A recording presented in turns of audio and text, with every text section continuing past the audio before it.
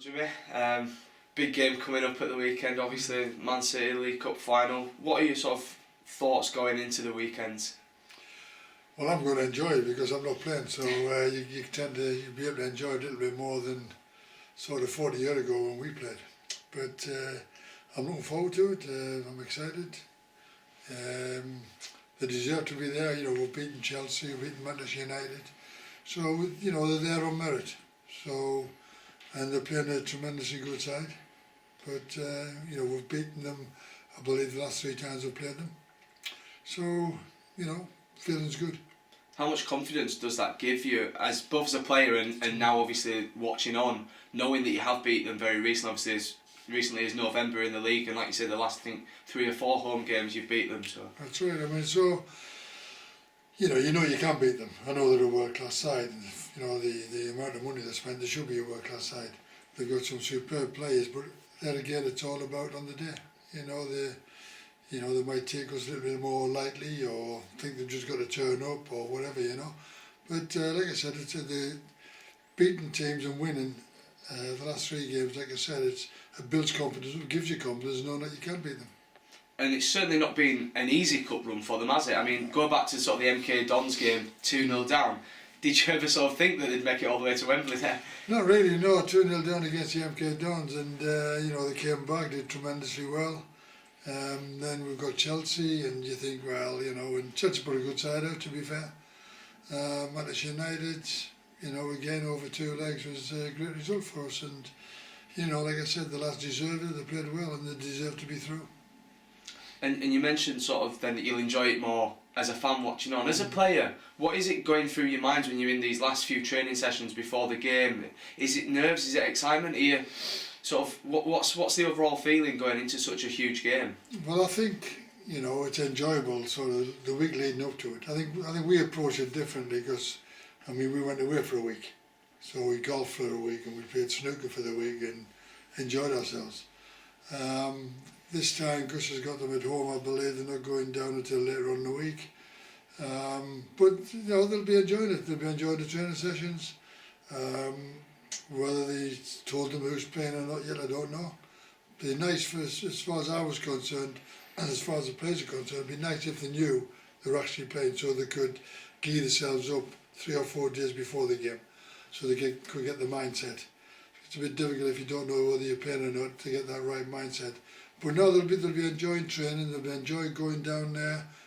When they go and look at Wembley for the first time, it'll be great for some of them. Some of them have already been there once or twice, like Wes Brown and John O'Shea, people like that. But for the vast majority, it'll come as a culture shock, especially when they walk out to 100,000. And again, it's what happens on the day. You know, we were fortunate enough that when we saw the massive red and white there, it sort of lifted us. I think it'll be the same on Sunday, actually. There's been a few similarities really in the cup run, hasn't there, in the way it's gone about. The final against what sort of widely regarded as certainly the best team in England, if not in Europe at the moment. What sort of look at the similarities between the two there, and how do you think that's going to affect it? The similarities between our cup win 40 years ago was, you know, we'd already beaten Manchester City in an earlier round, who were a formidable side with Colin Bell and Franny Lee and Summerby and all the well-known names, and then we beat Arsenal in the semi-final again with a multitude of quality players. So, you know, we knew that we had a chance because, like I said, we're beating the 2 other best teams in the land. We're now coming up against the best team in the land, in Leeds United, with 11 internationals and another one sitting on the bench to come on. But that didn't bother us. You know, we had a game plan. We stuck to that game plan like we did against the Arsenal and against Manchester City and, you know, Luton Town for that matter, in Notts Counties. You know, we have a game plan for every game. So, and there's going to be 2 different game plans on Sunday, I believe. You know, I think Man City have got the individual flair all over the pitch. They've got people who can turn it on and win a game. We are more like a team of togetherness. We work as a team and we battle as a team. So there's going to be 2 conflicting approaches, so it's going to be interesting to watch. You mentioned the togetherness there. That's something that I think's really stood out since Gus has come in, hasn't it? Right through the club, obviously those fantastic scenes with yourself and Ellis Short at Old Trafford. So How much of a lift is that given, not just to the club, but the city as well? You see how the city's really got behind the team Yeah, to the final. yeah, the fans in the city, they've been crying out for something like this, you know, some silverware, get down to Wembley, and it's a massive day out for them, it's a great day out for them, and I know the fans are going to enjoy it tremendously well, and, you know, for the city it'll boost them no end, you know, it's really, really brilliant for them. But obviously with a still deep sort of in a relegation battle there, it's obviously very important that they don't sort of suffer any embarrassment at Wembley as well, isn't it? No, I think, you know, I mean, they go down there, they'll enjoy it, but I mean, it's like, again, the similarities between us and 40 years ago, we were in the bottom six when Bob Stokoe came. This time we're in the bottom three with Gus, but winning cup games, well, in the FA Cup and the Capital One Cup, as you know, we've done well in the league since then, because bearing in mind the punch we had when Gus came into the punch we've got now, if we'd have kept on the same trend, we would have been down now. So we've got a fantastic chance still. I know it's another probably 2 or 3 weeks before we play our next league game, but you know, we've taken in the leagues, you know, and we are to beat, and you know, I mean, you didn't expect to win at the Arsenal, you know, and Arsenal were a superb side, and but you know, we've got to take it into the league. We've got to make sure that we get league status. But this, for me, it's not a distraction. I think winning is a great mentality to have. So if you can get that winning mentality, that'll carry you through the rest of the season. And going back to that FA Cup final in 1973, see, you made a couple of fantastic saves in there that have sort of always been some of the iconic images that have lasted from there. Yeah. So another goalkeeper, Vito Manoni, is now coming through at Sunderland and sort of had a fantastic season. Yep. What's it like for a keeper when, like, that semi-final against Man United, you just saw the two ends, Yeah. Manoni making those penalty saves, De Gea obviously making an error for the Bardsley goal. That's a goalkeeper's lot, though, isn't it? You know, you're either hero or villain. You know, as a goalkeeper, you can play 89 minutes superbly well and make a mistake in the last minute and remember that one mistake and forget about the others. As it happened, the two saves I made on a particular day, we helped us to win the cup, you know, so kept a clean sheet, and, you know, it's gone down in folklore. So it's great for me, it's great for my family, my grandchildren, that's to pass down all the time. But, you know, Vito's had a superb season since he's taken over as number one. And people to harp on about, oh, he was 8 years at Arsenal and didn't do this, didn't do that. But the boy went to Arsenal when he was 16 years of age, so in relative terms he was only about 2 years at Arsenal looking to get into the team. And Arsenal certainly didn't have a settled side then. So he's come here, he could have sat on his hands at the Arsenal, picking up good wages, I presume. But no, he wanted to be first choice goalkeeper, he came to Sunderland, he achieved that. And since he's achieved it, he's done fantastically well. You know, he's great at marshalling his defence, great shot stopper, commanding in his area, which is great. I know they're protected a little bit more than what we were, but I mean, he's commanding, he comes out and he's positive. And the thing I like about him is his decisiveness in the delivery of ball, either from his feet or his hands. He can throw well, and he picks the right choices, which is the main thing a goalkeeper has got to do. You know, you might have 3 or 4 options, but he's got to pick that one option, the right option.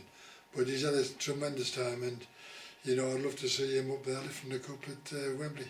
He seems to have built a really good sort of partnership with the two centre halves, John O'Shea and Wes Brown as well. I'm presuming, looks like Wes Brown will come back into the side as well. I would imagine so, yeah, he'll definitely come back to the side, because without Wes I think we are a little bit vulnerable. And it wasn't easy for the keepers who came before Vito or Vito himself, because they haven't had a settled back four. You know, they've had sort of Bardsley playing left back and somebody else right back. They've had different full backs, they've had different centre backs. When Wes was out injured or suspended, or certainly injured, John O'Shea's been out a couple of times. So, you know, he's had a lot to deal with. And it's, as a keeper, you know, it's, you know, you need our settled back four. It's great when you got a settled back four week in and week out, and that's where people have success, really. So in that respect, he's done great, and, you know, if we can keep John O'Shea and Wes fit, then, you know, that goes a great way to help us survive and in the Premiership. And the experience them two have got as well, winning trophies at Man United, being at Wembley, that's going to obviously be fantastic. Again, we go back to the winning mentality. You know, they've got that winning mentality where the number of cups and things they've won at Manchester United. So, and that's great to have in especially the centre of defence. You know, there's people who've gone to Wembley who have never seen it and never been there, and it might be a little bit harder for them. But you've got the people like Wes Brown and John O'Shea to pass on their influence. And you know, the interviews we've done this week, as in the lads from the 73 and the lads from the 92 one, like say Gary Bennett and these people, you know, they can pass on whatever little things they can, you know. But at the end of the day, it's all about individual players. Then it's about them collectively, because as we've hit on earlier doors, where you know it comes from the chairman through the board, right away down to players and staff to the supporters. So everybody's in it together, which is a fantastic thing. And have you spoke to any of the players about their experience of winning a trophy? No, I keep out of that side. It's just if I go down there, I went down last week just to see the goalkeepers coach. You know, I was invited down by Andy, the goalkeeper coach. So I went down, took my grandson down and had a watch of them coaching, had some lunch with them and had a bit chat to Vito. Not about the final, nothing like that, but just about, you know, I like to know about players, about Vito, and asked about his family and everything. He's a really, really genuinely nice lad, and great to talk to, and not just about football, but things in general, you know, which was great. And we touched on it a little bit before about the sort of mood that's really swept the city over the last couple of weeks. How nice is that as a local guy yourself, sort of being up here, being based in Sunderland and seeing that sort of buzz all around the city? I mean, I'm a local lad. I started supporting him when I was 8 years old, so you know, I'm Sunderland through and through, and it's we haven't had too many things to celebrate, you know, and so it's nice to see the town. You know, you drive around and they've got all the flags up at the windows and scaffolding and everything else, so it takes me back a bit to when we were there, you know. But like I said, for the town, for the supporters, for everybody concerned with Sunderland, it's going to be a great day. And on that day, a personal note for yourself there, what sort of emotions do you think you're going to feel on Sunday when you walk into, I know it's obviously it's a different stadium, but it's still Wembley, where you sort of had one of the highlights of your career? Yeah, it's still Wembley, and it's still an awesome place to go and to play. And you know, when I walk up down the touchline on Sunday, you know, you get the buzz. You know, the only thing that's different is you're not playing, and it's a lot harder. Believe you me, it's a lot harder being a supporter watching from the terraces than actually playing, because I know I can't do anything about it sitting in the stand, and I know I've never had a bad game sitting in the stand, because you know all the passes, what they should do, what they shouldn't do. So I would much rather be out there playing, but watching my own club town, you know, I'm going to enjoy the day.